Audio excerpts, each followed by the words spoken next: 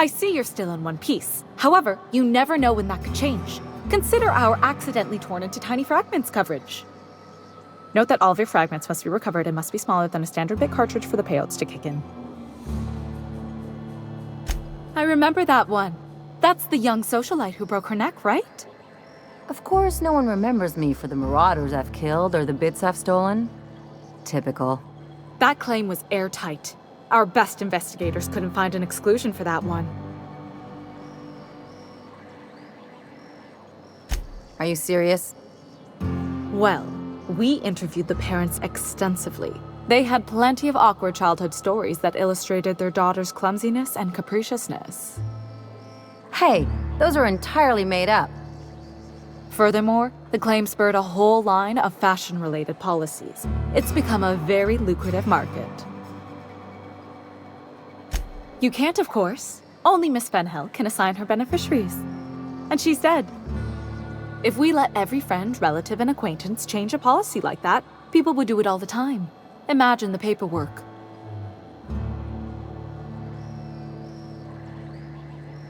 Oh, you mean hypothetically?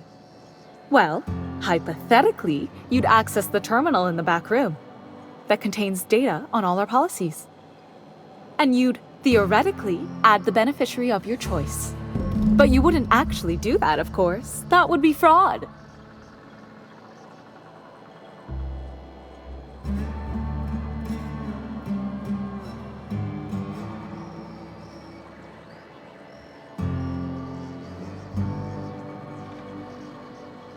Of course she is. The paperwork says... I like to think she's dead in spirit, but technically, legally, and regretfully, I'm still Marilyn Fenhill. That's impossible. By all accounts, she was an elegant and classy woman with impossibly fine bone structure. That couldn't possibly be you. That's gotta be the nicest thing anyone's said to me in a long while.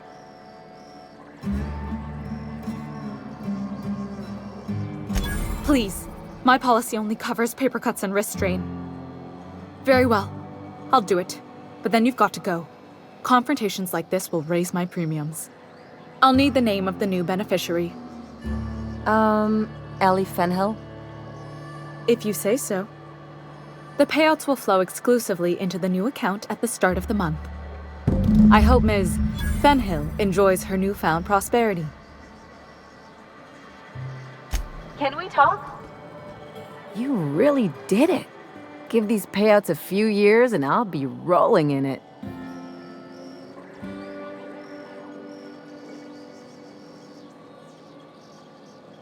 I've never been prouder to stand back and watch someone else work.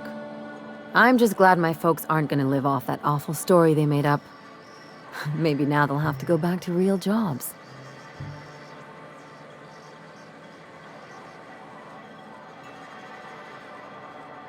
Maybe as line holders or warm bodies?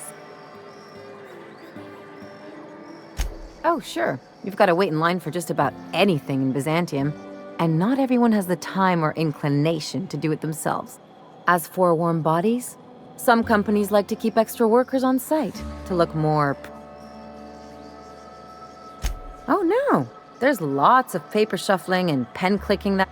The really good ones know how to leave sticky notes in just the right places. See, this is why I had to get out of Byzantium. Not sure what comes next for me, though. I've never been much of a planner.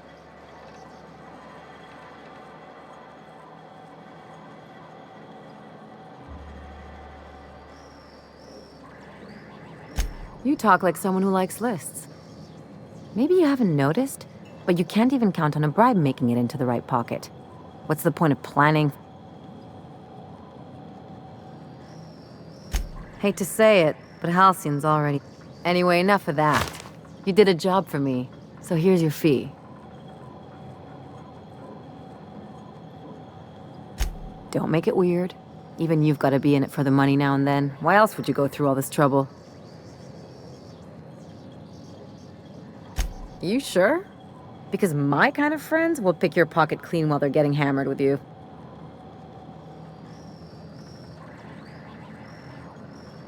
You don't have to get all mushy about it. Still, maybe you've got a point. Maybe it's good to watch someone's back now and then so that one day, they watch yours. So, you just keep the money. One of us has to look out for your interests. It's nothing personal. It's just the closest thing I've got to a code. Anyway, enough of the touchy-feelies, huh?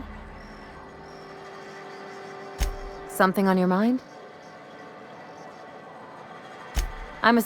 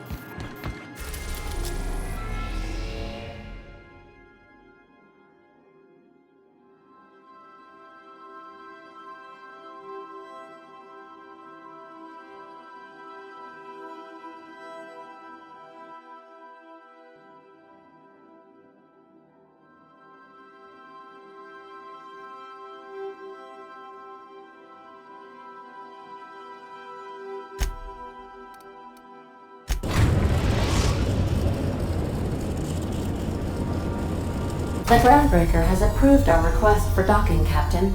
You're free to disembark.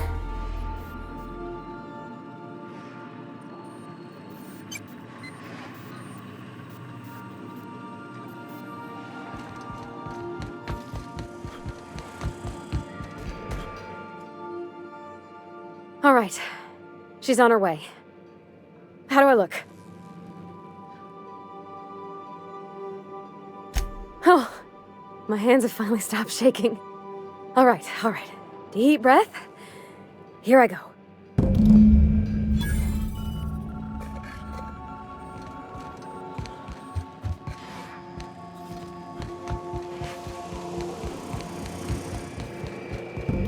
Anyhow, so I told him, Dad, I'm a big girl now. I ain't need your help. I can do it on my lonesome. What did he say to that? Have at it then. And he handed me his favorite wrench, the one he used for the canner. He was probably half as tall as I was. He didn't scold you for talking back to him? Nah, he was never like that. I always thought it was funny when I get indignant about something. Then he'd watch me do whatever it was, make sure I didn't get hurt, but he'd never interfere. I learned a lot that way. I wish I could have met him. Anyone who helped shape you must have been a special person. Captain, no spine. I'm trusting you to excuse me. keep Parvati safe. She means the stars to me. I appreciate you making the time for this.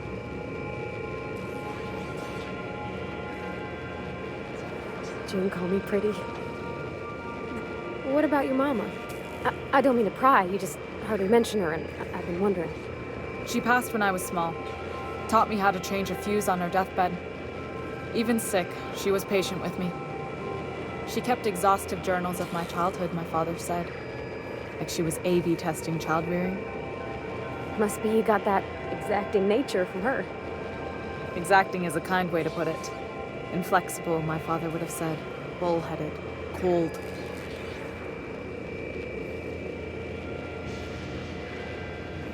Captain. If you're cold, then I'm the void of space. Cold. Pfft. That's the silliest thing I ever heard. Thank you. Some of the cable routing in here is unique. We'll get the kitchen back to you soonish, promise.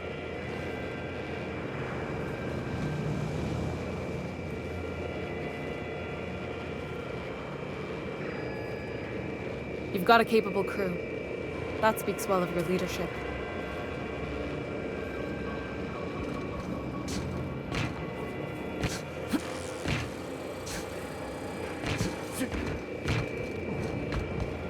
I'm having the best time. Joy can be hard found and fought for in this colony.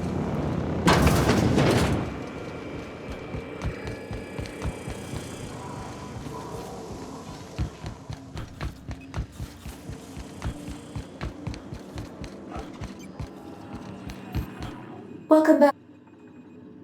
See?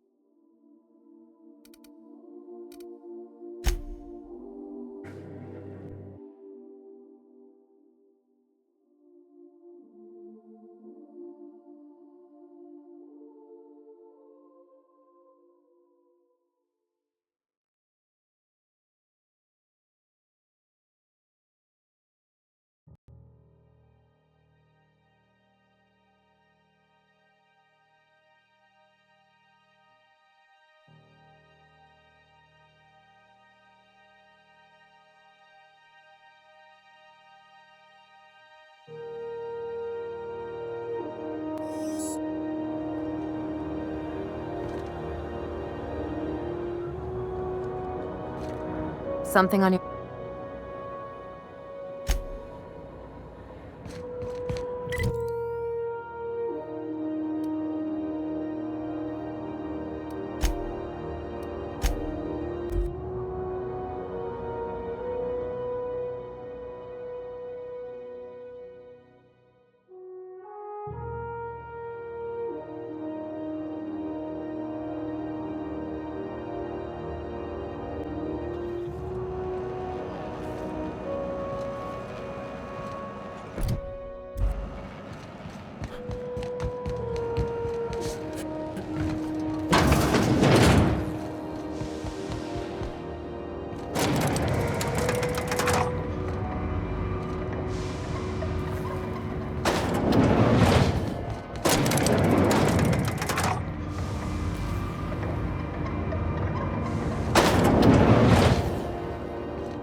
I got no clue what...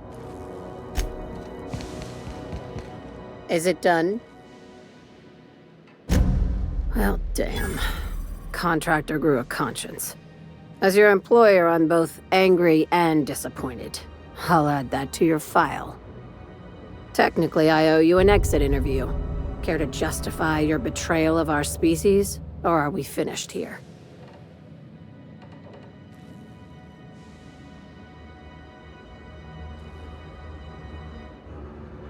You're awfully quick to trust someone who offed her colleagues and called it a good start. Out of my office. We're done. This is why I always ask for half my payment up front. What a surprise. Seems we're no longer wanted here. Time for you to move along. You keep lingering like this, I'm bound to get nervous. Sublight for life. The corporation's never lifted a finger for me. I don't have time for this. Miss Lilia says we ain't supposed to talk.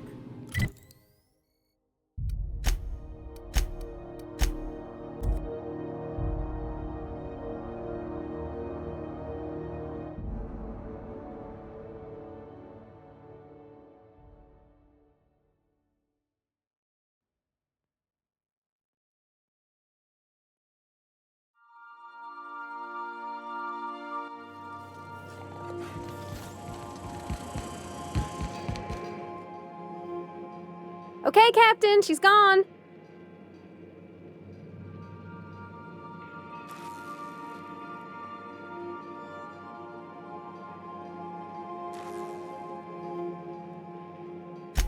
I'm near about vibrating. I'm so excited. So she got here, and after a few minutes, she said, "Hey, do you have some new parts?" And I was like, "Nah, I used a new soap." And then she just sort of touched my arm real gentle-like and called the cut of my outfit elegant. I couldn't hear the rest on account of my heart was beating so hard. Then I led her into the kitchen. I think she about cried when she saw the spread.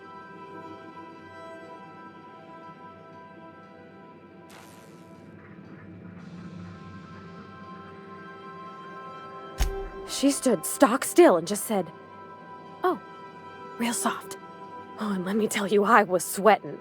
And then she blinked and said, "Is that dustback casserole?" I told her how we got Mr. Raymond to bake it for us, so it was double authentic. Made by a real live monarch person.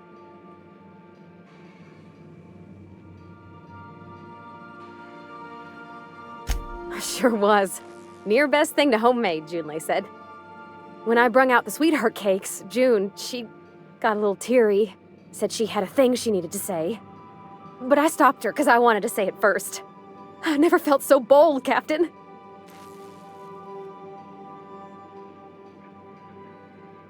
I told her about how she made me feel.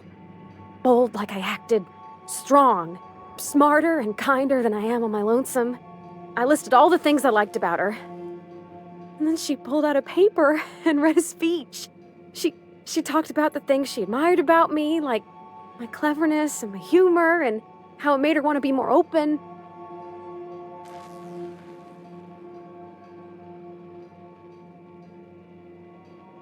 She was worried she wouldn't get the words out right, especially after that message about Isabel.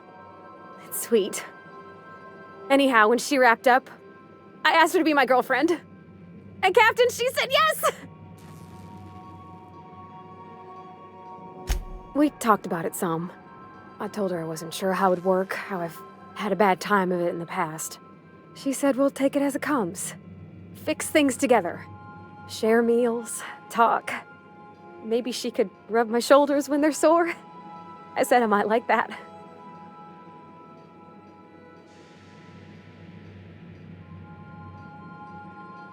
It's all on your account, you know. Imagine if you'd never taken me out of Edgewater.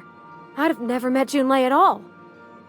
I don't know nothing about the Vicar's capital P plan, but you've sure changed my life. So, if you don't mind, I'm just gonna head to my cabin and happy scream into my pillow for like an hour.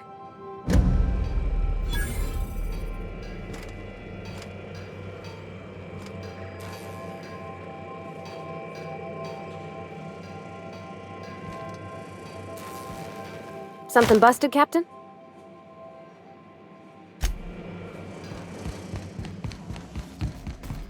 Not today, Sam. I am not in the mood for a deep clean. Oh, all right. Some culprit who shall not be named spilled Rizzo's lemon slap on my console. Issuing sanitation. Welcome back.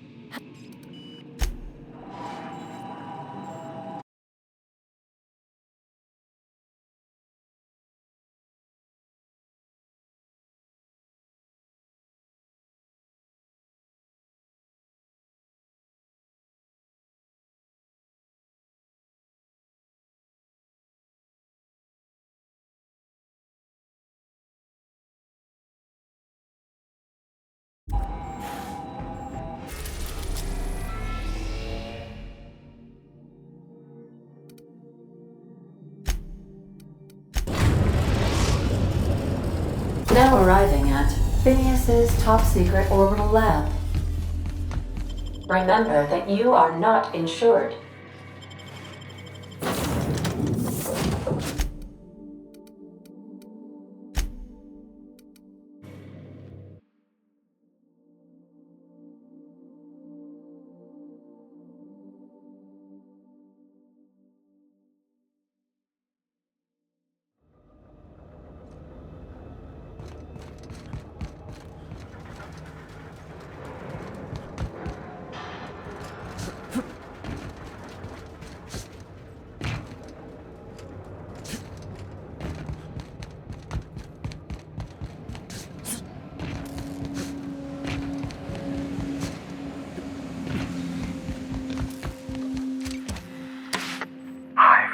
myself busy in your absence, optimized my formula.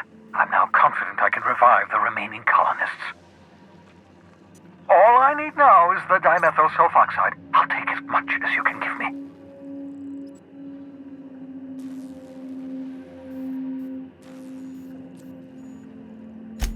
Human test subjects.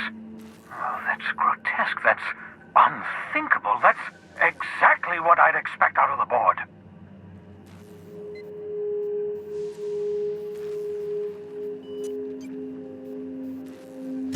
Damn, that's not enough. Not nearly enough for the whole ship. I could revive a handful of settlers. Maybe, possibly, damn. I know! I've suspected as much for years. Of course, I don't expect the board to do a thing about it. They've been driving our colony to the brink of destruction for decades. The board's mismanagement put our colony on the road to collapse. If we don't put a stop to them, thousands of colonists are going to die.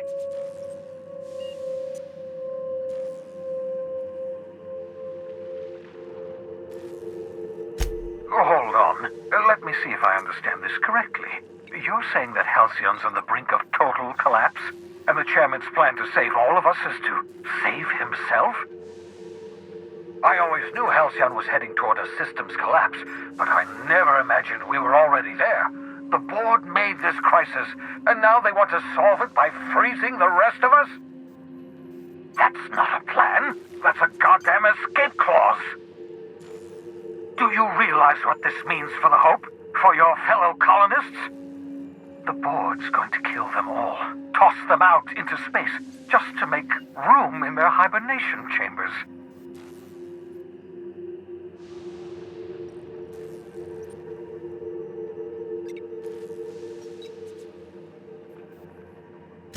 Short of lining up every member of the board and shooting them in the back of the head. Do you know what's waiting for us on the Hope? Scientists, engineers, artists, the brightest minds Earth ever sent us, uncorrupted by the board. The board's going to dispose of them all and transform the Hope into a prison for the rest of us. They're likely on their way to the Hope as we speak. We need to get to those colonists before the board. I have enough chemicals to start reviving a few of them, but no easy way to get them off the Hope.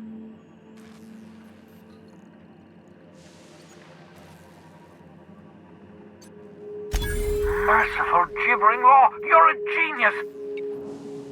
We bring the Hope to us. Skip the entire ship across the distance of colony space, right next to my lab.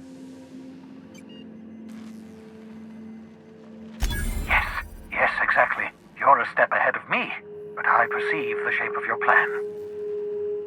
If we link up the Hope to the Unreliable, then use your navigational computer to calculate a reasonably safe vector, we can skip the entire colony ship into the rings of Terra 2. I don't know much about skip drives, not the physics anyhow. I do know the Hope's real massive. How's our bitty little ship supposed to skip it? Excellent question, my sharp-witted mechanic. You will use your own ship to power up the Hope's skip drive. Your navigational computer can handle the rest. And that's going to work, without killing us in the process. I thought intra-system micro-jumps were prohibited for a reason. Yes, there's always a risk of a catastrophic collision between the Hope and, say, Terra 2, in theory. But you'll be fine, provided your calculations are correct. You'll need to switch on the Hope's auxiliary power using the Unreliable. Then head to the bridge. Your navigational computer, Ada, should be able to activate the Hope's skip drive.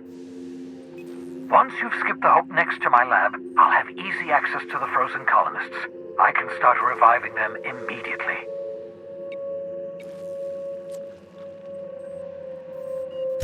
Certainly. How can I help?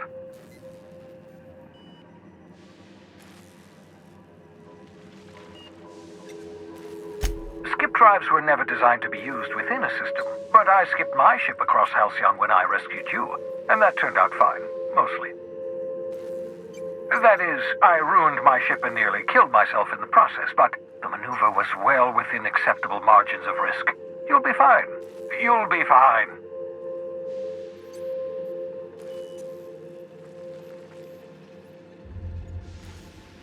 Unlikely. The Hope is as massive as the Groundbreaker, but compared to the Rings of Terra 2, positively minuscule.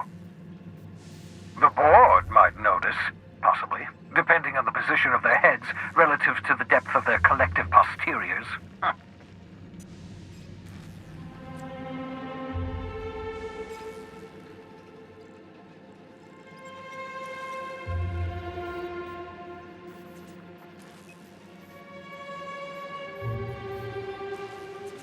It wouldn't surprise me.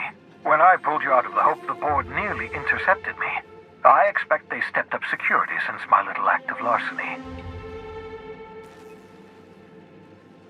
I know you're wondering why I'm doing all this. Why I believe the people on the Hope are the answer to the colony's problems.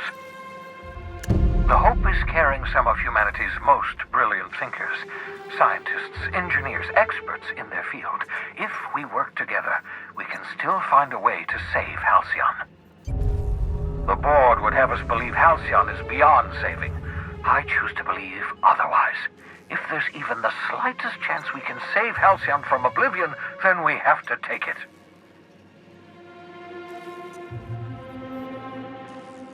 You absolutely should.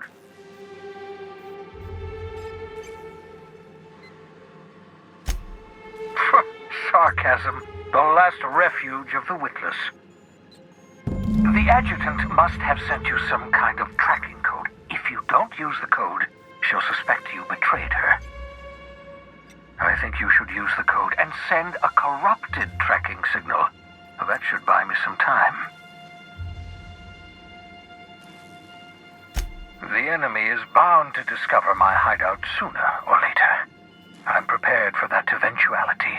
This is just my way of buying myself a little time. Use my communications terminal to corrupt the tracking signal. While the board busies themselves trying to decipher it, I'll have plenty of time to prepare my defenses. Certainly. How can I help?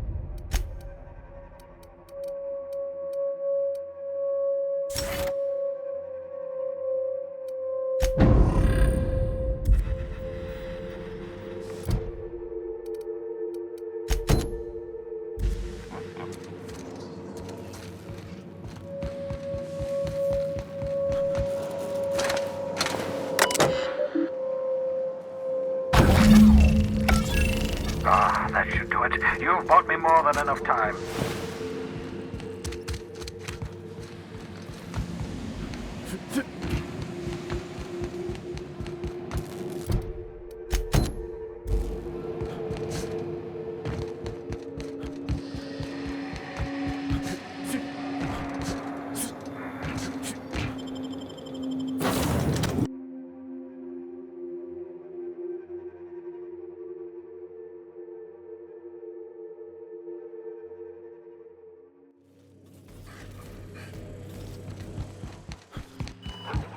Captain, I hope Dr. Wells has not... You have a message from Adjutant Sophia Akande. I'm impressed, Captain. I almost expected you wouldn't go through with it. Unfortunately, Dr. Wells found a way to corrupt the signal before we could pinpoint his location. Still, it's only a matter of time before we find him. Come visit me in Byzantium. We need to have a talk about the future of this colony.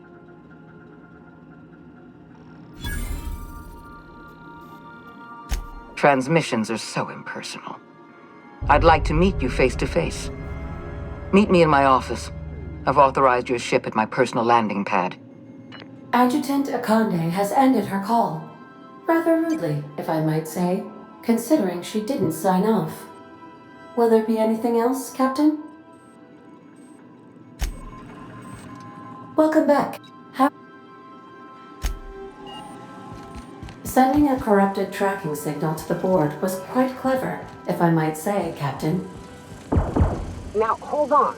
What happens if we hit the wall? Most likely, the bullet will ricochet, which could be bad. Or hilarious.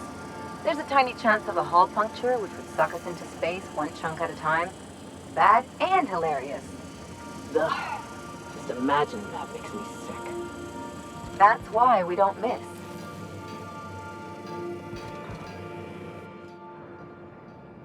I could probably spend years So we're really gonna do this? I've seen lots of crazy, Captain, but Phineas is in a class of his own.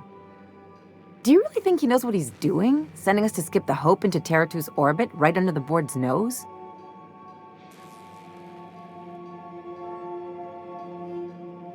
There's a sobering thought. Makes me want to drink. I think this whole plan's insane, but it'll make a good story, you know, if we survive. Speaking of, I get that Phineas thinks he's saving the colony, but what about you? Why risk your neck on this crazy scheme?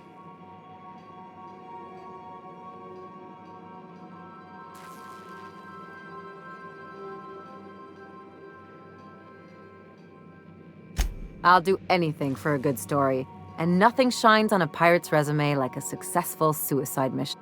But coming from anyone else, that would sound like a line from one of those Odeon Pictures movies. But I think you really mean it. Still, all this depends on the other Hope colonists. Are they gonna pull us out of the shit? Or are we all just gonna leave a bigger, uglier stain on this corner of the galaxy?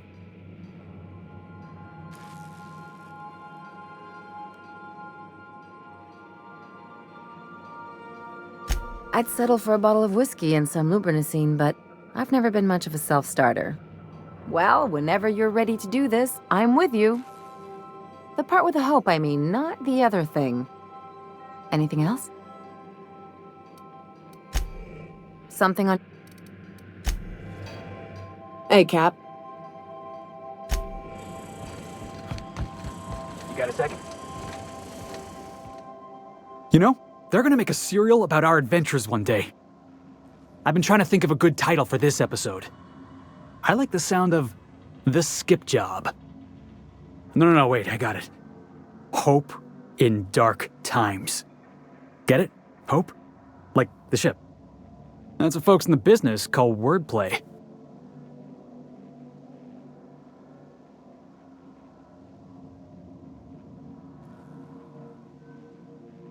Yeah, I've been thinking about that. Got a list right here. Thrilling tales of the unreliable. Or maybe spine-chilling stories from the edge of the system. Was also considering astounding adventures in the ether. I'm partial to that last one.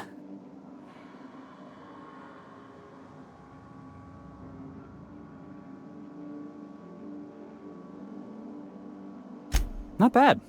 Got a nice ring to it. Stealing the Hope from the board, skipping it across the whole damn system. This is gonna be great. I can't wait. Come on, boss. We're not gonna die horribly. It'd kill our ratings. I'm sure you've got plans to make. As for me, I gotta keep practicing my signature dropkick.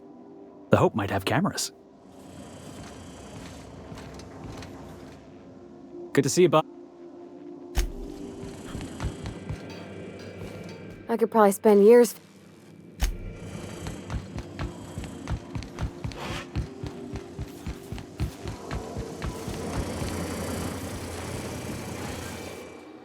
I find myself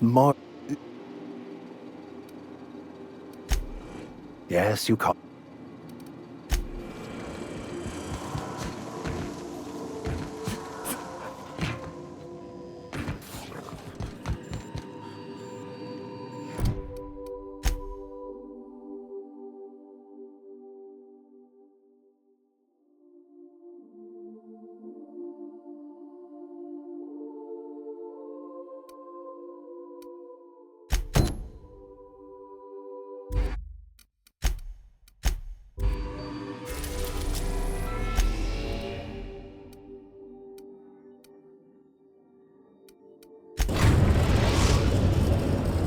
We are now in orbit above Byzantium, Captain.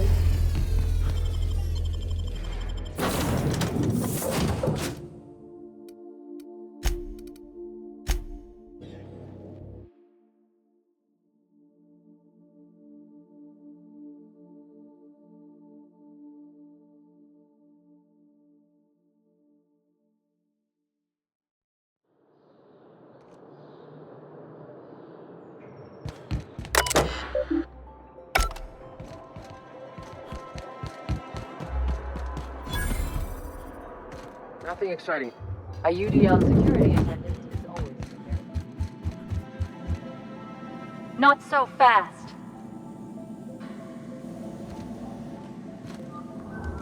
All right, you're clear. The adjutant's expecting you. Go on through. Rumor has it someone's pulling doubles until they retire from district.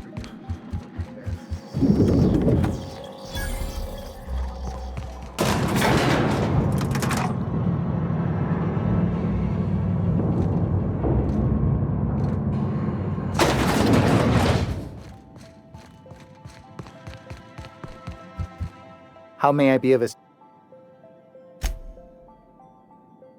Oh, well...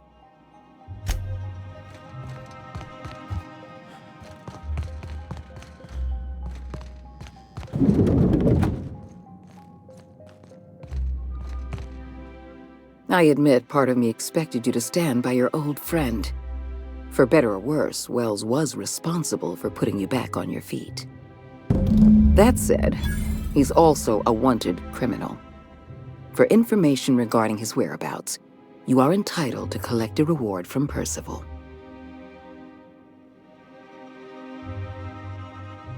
I understand you've infiltrated the Ministry. The things you discovered there must have been shocking, even disturbing. Halcyon is on the verge of a total systems collapse. The truth is ugly and difficult to accept, but we must accept the truth before we can move forward. Malnutrition is already a problem. Disease will come next, followed by starvation, followed by a breakdown of society, followed by extinction. I know this must come as a surprise to you. I imagine you have questions. What's in this for you? There's gotta be an angle. There always is for people like you. I appreciate your skepticism, Dr. Fenhill, but I'm not doing this for any personal gain. My angle is the preservation of our colony by any means possible. Nothing more and nothing less. The powerful make the mistakes, and the powerless are left paying the price, as it has always been. Tell me, Adjutant, have you anything to offer beyond the usual false platitudes? I'm offering decisive action, Vicar DeSoto. I can no longer depend on lazy, weak-willed bureaucrats to help me rescue Halcyon. I need someone with a backbone, someone like your captain. I won't pretend the truth isn't damning. Yes, the colony is on the verge of collapse, but there is a way to save it.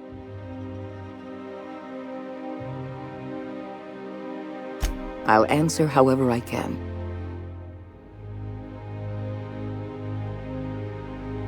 The Lifetime Employment Program is not some malevolent strategy of an evil mastermind. There's no dark secret buried in the fine print. The program is logical, it's reasonable, it's merciful, and most importantly, it will work.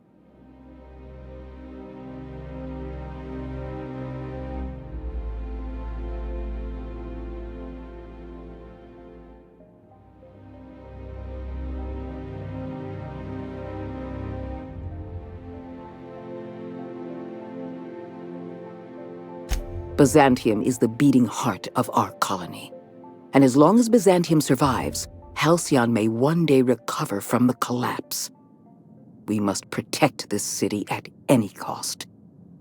Help me execute the lifetime employment program, and you will have earned a place of honor in Byzantium. You will live in comfort and want for nothing.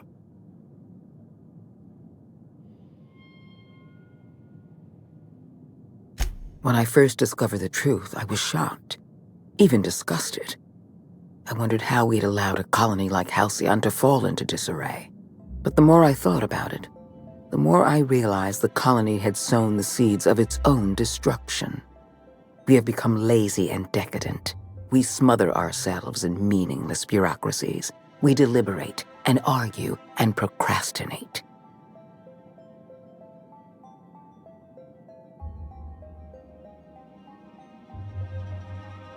I've served the board long enough to understand its weaknesses.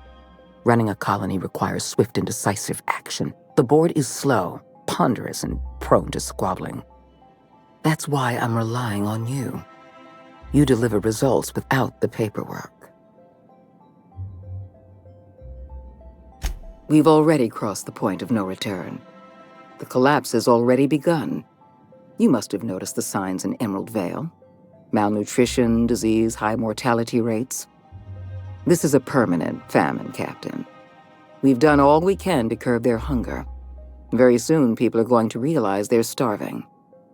A famine is a problem of logistics as well as marketing. Your workers must remain productive on as little food as possible, and they must always believe that food is plentiful. I'm sure you remember Dr. Anton Crane. His research was instrumental in developing a powerful appetite suppressant. The solution is a temporary one. Before long, our workers are going to feel the effects of starvation. The Lifetime Employment Program is our only viable option.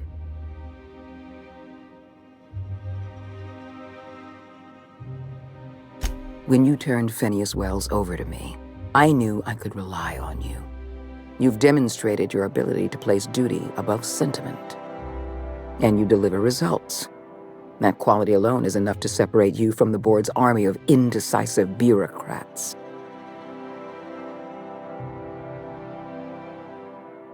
Do you know how many meetings I have to sit through? How many papers I have to sign before I can make one decision? I'm only trying to rescue Halcyon from extinction. I can't save this colony alone. I need someone capable of working outside the system. Someone who can get things done. We need to talk about Emerald Vale. You handed Edgewater over to a band of dissidents. I can't have this.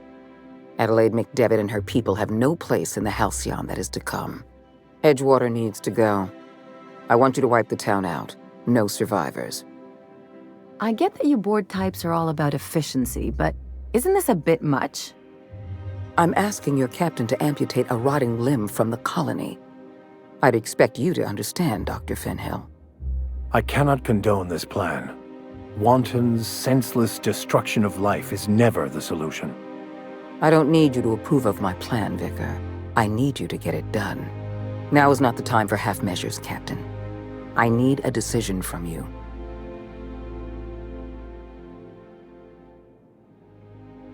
You replaced a loyal, if hard-headed, town leader with a revolutionary. Adelaide's people have turned Edgewater into a hub of dissidents. These people are dangerous. They're going to become more dangerous after the collapse. We need to put them down. Now. The dissidents currently occupying Edgewater answer to no one. They're an unknown, unpredictable variable, and I can't have that. I'm not asking you to be a murderer. I'm asking you to be a surgeon. Edgewater is a necrotic limb on the body of the colony. It must be severed. Don't fool yourself. The dissidents occupying Edgewater are rebels harboring dangerous and seditious ideas. Left to their own devices, their numbers... Graham Bryant and his merry band of morons caused enough trouble on Monarch. I won't risk the same thing happening in... No, allowing thousands of colonists to starve to death because we couldn't make one cold-blooded decision is insane. What I'm suggesting is absolutely logical. Steel your spine, Captain. Do what needs to be. Don't make this more difficult than it needs to be, Captain. I rather like you, and I'd hate to have you shot for disobeying a direct order. Not true. You can choose to say, "Yes, ma'am," or "At once, Madam Adjutant," or "As you wish," or even, "I'll take care of it."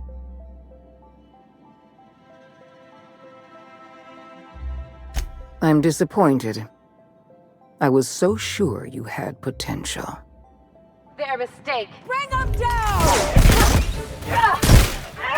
Nice one!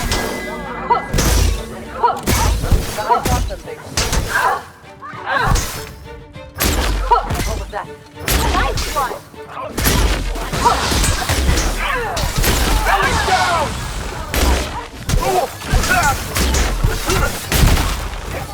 Everyone all right?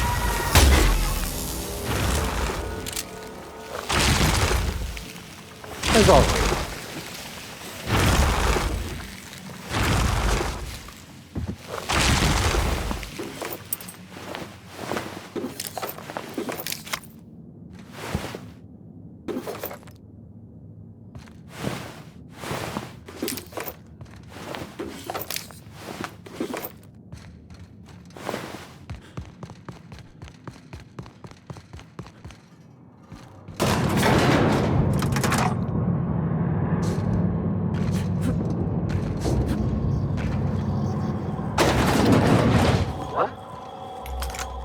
They got the drop on us. Bring him down!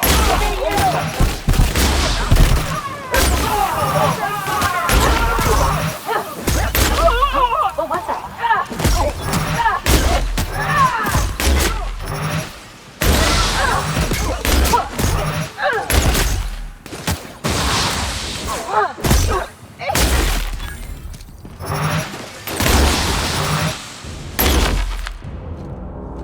Incoming! No prisoner! Someone else will clean this up, right?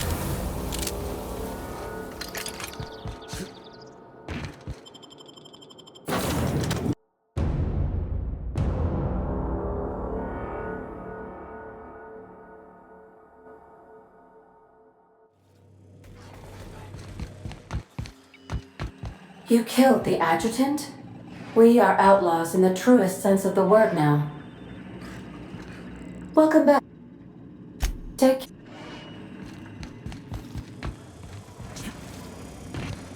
Remember, items in the hold may. Something but.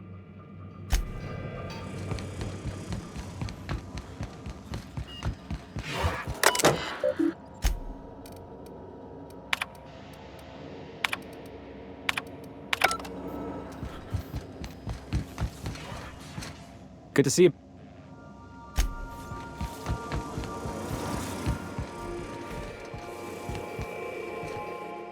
Something on...